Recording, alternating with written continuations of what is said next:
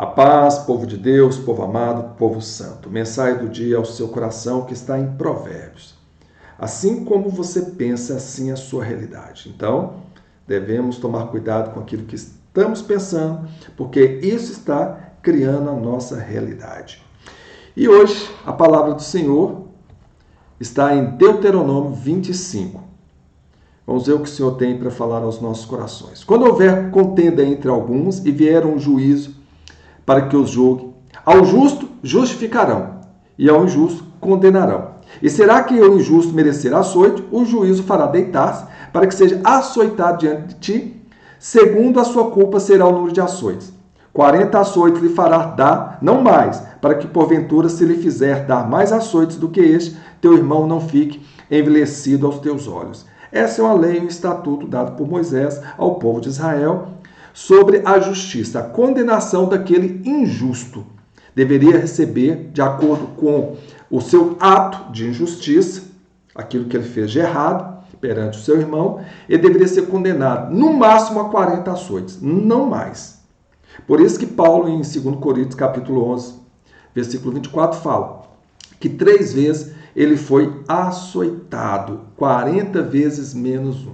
Ou seja, ele foi açoitado 39 vezes. Por que eles tinham esse cuidado de não dar os 40 açoites? Para não passar dos 40 açoites. Então, 39 ele tinha uma margem de segurança de um açoite a menos.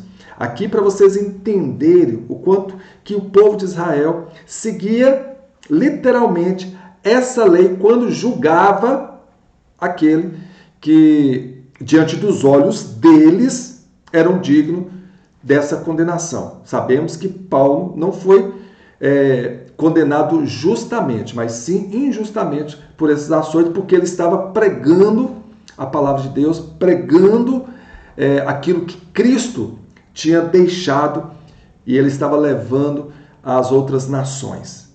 Todos os ensinamentos de Cristo, ele espalhando e propagando o amor de Cristo, a verdade de Cristo para outras nações. E ele sofreu muitas perseguições, assim como muitos hoje sofrem perseguições por levar a palavra do Senhor. Muitos são aqueles que se levantam contra os que propagam a palavra de Deus, que vêm trazendo a mensagem de Deus ao coração do homem. Isso incomoda muita gente. Incomodava muitos dos religiosos, dos fariseus da época, assim como Cristo incomodou. E por causa disso, Cristo foi perseguido, açoitado, foi pregado numa cruz. Mas Cristo venceu. Venceu porque o propósito dele ele cumpriu aqui na terra. Trazer o resgate para mim e para você. Pagar a minha e a sua dívida. Levar sobre si os nossos pecados para que nós tivéssemos vida eterna. E Paulo, seguindo essa missão de levar a mensagem de Cristo, ele, Paulo, um verdadeiro cristão, pregando a verdade e a justiça de Cristo entre as nações, muitas vezes ele diz aí 3 vezes, açoitado. 40 menos 1 açoite. Ou seja, 39 açoites. Mas baseado em quê? Baseado, a justiça na época, baseado em Deuteronômio 25, de acordo com a condenação. Aqui fala, não atarás a boca ao boi quando trilhar. Ou seja, quando o boi estiver trabalhando, as pessoas que estivessem com aquele boi na trilha, ali pisando sobre os grãos, que não poderia atar, colocar nada na boca para que não pudesse comer parte daquilo que estava sendo elaborado, produzido com o trabalho do boi. Ele poderia sim comer. Então, é uma lei também que é colocada ao povo de Israel, que o animal ele deveria ser digno do seu salário. Se ele estava trabalhando, deveria comer. Então, em algum momento que ele parasse para comer, poderia ser dado a ele esse momento para que ele se alimentasse. Não poderia colocar nada na sua boca para impedir que ele pudesse comer parte do seu trabalho. Quando irmãos morarem juntos e ter e um deles morrer e não tiver filho, então a mulher do falecido não se casará com um homem estranho de fora. Seu cunhado estará com ela e a receberá por mulher, e fará a obrigação do cunhado para com ela. E o primogênito que ela lhe der será sucessor do nome do irmão falecido, para que o seu nome não se apague de Israel. Aqui é a lei do levirato. A lei do levirato está em Gênesis 38, nós vimos lá. E diz o que a lei? Se a mulher casa com um dos irmãos que moram lá juntos, caso com um desses irmãos ele morre, o outro irmão, ou seja, o cunhado dessa mulher, deveria tomá-la como esposa, e o primeiro filho deles deveria receber o nome do irmão, para que fosse o sucessor do nome dele perante Israel. Porém, aqui fala: porém, se o homem não quiser tomar sua cunhada, esta subirá à porta dos anciãos e dirá: meu cunhado recusa suscitar a seu irmão nome em Israel. Não quer cumprir para comigo o dever de cunhado, que era obrigação do cunhado se casar com a esposa do seu falecido irmão e suceder a ele um sucessor, um caso primogênito que levaria o seu nome, para que o nome do seu irmão não fosse apagado do meio de Israel. Mas se ele não quisesse cumprir esse compromisso que ele tinha, é a lei do levirato, busquem lá em Gênesis 38, nós já falamos sobre isso, e nós vamos observar que quando o cunhado não queria seguir essa lei, ele deveria ser levado até o juiz, e observe o que aconteceria. Porém, se o homem não quiser tomar sua cunhada, essa subirá à porta dos anciãos e dirá: meu cunhado recusa suscitar seu irmão o nome de Israel, não quer cumprir para comigo o dever de cunhado. Então os anciãos da cidade o chamarão e com ele falarão, e se ele persistir ainda em dizer: não quero tomá-la, então a sua cunhada chegará a ele na presença dos anciãos e lhe descalçará o sapato do pé, e lhe cuspirá no rosto e protestará e dirá: assim se fará ao homem que não edificar a casa do seu irmão, e o seu nome se chamará em Israel a casa do descalçado. Observe que se o cunhado não quisesse tomar a esposa do seu falecido irmão como esposa e dar a ele um filho, um primogênito, o nome do seu irmão falecido, para que pudesse suscitar a seu irmão um nome diante de Israel, a mulher ia levar até a porta da cidade, junto aos anciãos, ao juiz, falar o que o cunhado estava recusando em fazer, não cumprir a lei do levirato, e esse seria chamado pelos juízes, pelos anciãos. Se ele continuasse resistindo a não cumprir o levirato, a mulher então iria tirar as sandálias dele e iria cuspir no seu rosto. Era uma forma de desonra para esse homem. E a casa desse cunhado seria chamada de casa do descalçado. Isso seria uma desonra para esse homem, para esse cunhado que negou-se a tomar a esposa do falecido irmão para dar a ele um descendente, para que ele pudesse perpetuar o nome do seu irmão. Quando pelejarem dois homens, um contra o outro, e a mulher de um chegar para livrar o seu marido da mão do que fere, e ela estender a sua mão e lhe pegar pelas suas vergonhas, você deve imaginar o que sejam as suas vergonhas, né? Então cortar-lhe-ás a mão, não apoupará o teu olho. Aqui é aquela lei, né?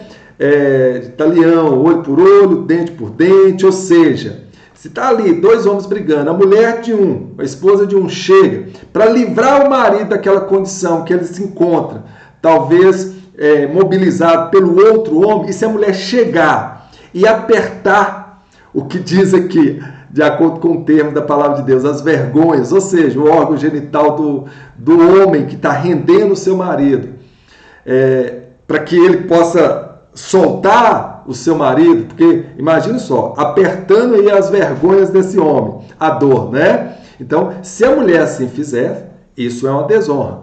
Ela teria que ter sua mão cortada. É um golpe baixo, né? É um golpe baixo. Então, isso também é como lei para o povo de Israel. A mulher não poderia agir dessa forma quando seu marido estivesse brigando com outro estranho, se ele estivesse sendo dominado, ela poderia agir dessa forma vergonhosa. Pegar as partes íntimas do outro homem, apertar para lhe causar dor, para que ele pudesse soltar e assim o seu marido ter vantagens na briga. Na tua bolsa não terás pesos diversos, um grande e um pequeno. Na tua casa não terá 2 tipos de éfas, um grande e um pequeno. Peso inteiro e justo terás, éfa inteiro e justo terás, para que se prolongue os teus dias na terra, que te dará o Senhor teu Deus. Porque a abominação é ao Senhor teu Deus, todo aquele que faz isso, todo aquele que fizer injustiça. Aqui o Senhor está falando que não podemos ter 2 medidas, 2 pesos e 2 medidas. Ou seja, se o povo de Israel fosse vender qualquer coisa para o seu irmão, ele não poderia adulterar essas medidas, colocar pesos diferentes para poder tirar vantagem. Por exemplo, vender 1 quilo de feijão. Aí o peso ali seria um peso adulterado para que o irmão pudesse levar apenas 900 gramas, ou seja, tendo um prejuízo aí de 100 gramas.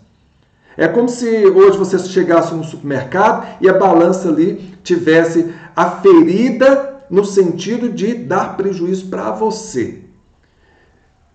Muitas pessoas, infelizmente, fazem isso, né? Pegam a balança, que vai fazer a medida ali do produto que está sendo comercializado, e altera essa balança para tirar vantagem nas gramas.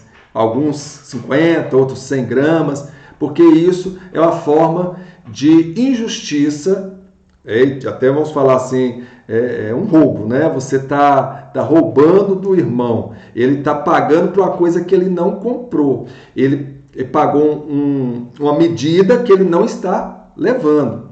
E se for em litros, né, a medida, se for em peso. Isso nós vemos hoje em restaurantes, né? Tem a balança lá, você vai lá, serve sua comida, vai lá pesar a comida no peso. Aí se essa balança, o prato que eles utilizam para ferir essa balança não tiver o mesmo peso dos outros pratos onde as pessoas se servem, com certeza o cliente está tomando prejuízo aí, está pagando por algo que ele não está comendo. É isso que a palavra do Senhor está falando, que eles não podem tentar buscar, através das suas medidas, seus pesos, enganar o irmão, dar prejuízo ao irmão, fazer com que o irmão saia no prejuízo, levando algo a menos do que ele comprou, do que ele pagou. E aqui ainda fala, lembra-te do que fez Amaleque, os amalequitas no caminho quando saísse do Egito. Como te saiu ao encontro e feriu na tua retaguarda todos os fracos que iam atrás de ti, estando tu cansado e afadigado, e não temeu a Deus. Será, pois, que quando o Senhor teu Deus te tiver dado repouso de todos os teus inimigos ao redor, na terra que o Senhor teu Deus te dá por herança, para possuí-la, então apagarás da memória de Amaleque debaixo do céu. Não te esqueça, está lá em Êxodo 17, capítulo 17, versículo 16, quando os amalequitas saíram numa emboscada, quando o povo de Israel estava no Egito, saiu, estavam cansados, peregrinando, andando, e os amalequitas, temendo aquela multidão, veio e armou aquela emboscada por trás, na retaguarda, ferindo os homens que estavam cansados já de viagem. Então aqui Moisés está lembrando, quando já possuíres a terra, lembre desse povo que veio na retaguarda de forma desonrosa e feriu alguns dos seus irmãos que estavam atrás, já vindo cansado. Não foi algo honroso o que os amalequitas fizeram. Então Moisés está pedindo para poder lembrar dessa atitude desonrosa dos amalequitas e tirar da memória esse povo. Então apagarás, quando possuir essa terra, apagarás da sua memória a memória dos amalequitas de debaixo do céu. Não te esqueça. Isso é simplesmente para lembrar do quanto que o povo cananeu, esse povo pagão, eles eram cruéis, eles eram, diante do Senhor, faziam práticas abomináveis, eram injustos, o quanto que eles trouxeram de tristeza, de angústia para o povo de Israel, para que eles não se juntassem com essas nações pagãs, para que eles pudessem ter na memória o que esse povo era capaz de fazer na traição, para que eles pudessem evitar esse tipo de convívio e até lembrar dessas nações que fizeram tanto mal ao povo de Israel. Assim eu espero que vocês tenham entendido a mensagem do Senhor para a sua vida hoje. Tudo que você fizer na sua vida, que você seja justo com o seu irmão. Seja justo com aqueles que você tem compromisso com eles. O Levirato aponta para isso, para você cumprir o compromisso que você tem com seus irmãos. As duas medidas, os dois pesos e as duas medidas apontam para isso, para que você seja justo em tudo que fizer com seu irmão, em tudo que negociar, qualquer compromisso que você tiver, que você cumpra. O Levirato aponta para isso. E as duas medidas, dois pesos, apontam para que você seja justo em tudo. Não tente enganar e dar prejuízo de 1 centavo para o seu irmão, de 1 grama daquilo que você está vendendo ou negociando, de 1 ml daquilo que você está negociando. No caso, postos de gasolina, as bombas adulteradas, que dão prejuízo às pessoas, e as pessoas não estão ali para medir se realmente está colocando 1 litro de gasolina, de 5 litros, 10 litros. Confio. Então essa palavra do Senhor é para você, que usa desses meios injustos para prejudicar o seu irmão. E nunca haja na traição, como os amalequitas. Aqui também essa mensagem do Senhor ao seu coração. Muitas pessoas falam mal dos outros pelas costas, muitas pessoas atacam os outros pelas costas. Isso aqui, perante os olhos do Senhor, é algo abominável. Isso é algo injusto. Aqui o Senhor está nos chamando para praticar a justiça em qualquer área da nossa vida. Sabendo que a justiça de Deus, a do homem pode até falhar, mas a justiça de Deus não falha. Vamos orar então? Ó Pai Todo-Poderoso, obrigado por essa mensagem, obrigado, Senhor, por essa palavra, que a nossa justiça, Pai, seja de acordo com a sua justiça, Senhor, que nós possamos guardar e praticar a sua justiça, Pai, aqui na terra, que possamos ser verdadeiros diante dos nossos irmãos, cumprir cada compromisso que temos com os nossos irmãos, mas sermos justos em tudo, Pai. Sabemos que o Senhor em tudo nos abençoará quando nós praticarmos a verdade, a justiça e formos fiéis à Tua palavra. Amém? Que Deus abençoe a tua casa, que Deus abençoe a tua família, o seu trabalho, o seu dia. Ficamos por aqui. Até o nosso próximo encontro.